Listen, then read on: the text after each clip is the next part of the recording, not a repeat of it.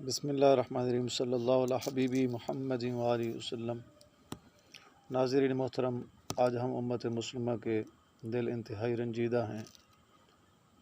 اور ہم بہت ہی پریشان ہیں، اور اس کی وجہ یہ ہے کہ انڈیا کے اندر ایک جہنمی کتی نے ہمارے نبی پاک صلی اللہ علیہ وسلم کی نعوذ باللہ توہین کی ہے، اور حضرت عائشہ صدیقہ سلام اللہ علیہ کی توہین کی ہے۔ اس وجہ سے آج ہم پوری دنیا میں ہم مسلمان نہایت غمزدہ ہیں۔ انشاءاللہ اللہ تعالیٰ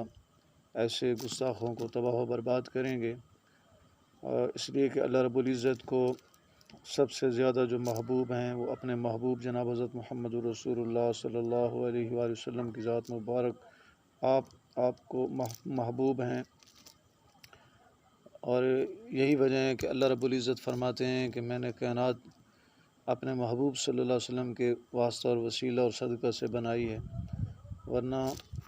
میں اپنے محبوب صلی اللہ علیہ وسلم کو اگر میں نے پیدا نہ کرنا تو میں کائنات نہ بناتا۔ تو ہمارے نبی پاک صلی اللہ علیہ وسلم اللہ تعالیٰ کو بہت پیارے ہیں، اور اللہ تعالیٰ کو اتنا زیادہ پیارے ہیں کہ قرآن پاک کے 30 سپارے آپ کی شان میں ہیں، آپ کی صفات میں ہیں،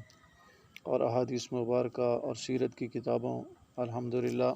تمام کی تمام جو ہے بھری ہوئی ہیں ہمارے نبی پاک صلی اللہ علیہ وسلم کی شان مبارک میں۔ تو ہمارا ایمان ہے کہ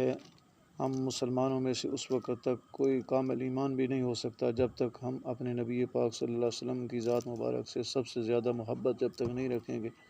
حدیث شریف کا مفہوم ہے، فرمایا لا یؤمن احدکم،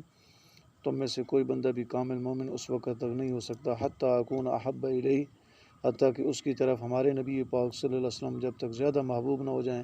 من والدہ، اس کے والد سے، وولدہ، اس کی اولاد سے، والناس اجمعین، اور سارے لوگوں سے۔ تو ہمارے نبی پاک صلی اللہ علیہ وسلم ہمیں اپنی جانوں سے پیارے ہیں، اور ہمارا ایمان ہے، اور ہمیں اپنے آپ سے، اپنی اولاد سے، اپنے ماں باپ سے پیارے ہیں ہم امت مسلمہ کو، اس لیے آج ہم بہت رنجیدہ ہیں۔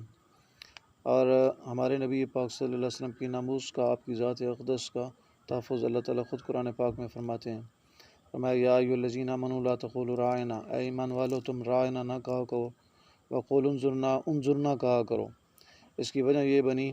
کہ یہودی ہمارے نبی پاک صلی اللہ علیہ وسلم کے سامنے آتے اور وہ راعنا کہتے، صحابہ کرام بھی راعنا کہتے، تو مطلب یہ ہوتا کہ آپ اپنے مضمون مبارک کو دوبارہ دہرائیے، تو صحابہ کرام کے دل میں تو ادب ہوتا تھا، لیکن یہودی جو ہے اس سے نعوذ باللہ ایک اپنا غلط مطلب ترجمہ بے ادبی کر لیتے تھے۔ تو اللہ تعالیٰ نے فرمایا کہ میرے محبوب کے صحابہ، ایمان والو تم نے آج کے بعد تم نے میرے محبوب کو راعنا نہیں کہنا بلکہ انظرنا کہنا ہے۔ اللہ تعالیٰ مجھے اور آپ کو اپنے نبی پاک صلی اللہ علیہ وسلم کی ذات مبارک سے کامل اور محبت نصیب فرمائے اور رسی نصیب رکھے۔ السلام علیکم ورحمۃ اللہ وبرکاتہ۔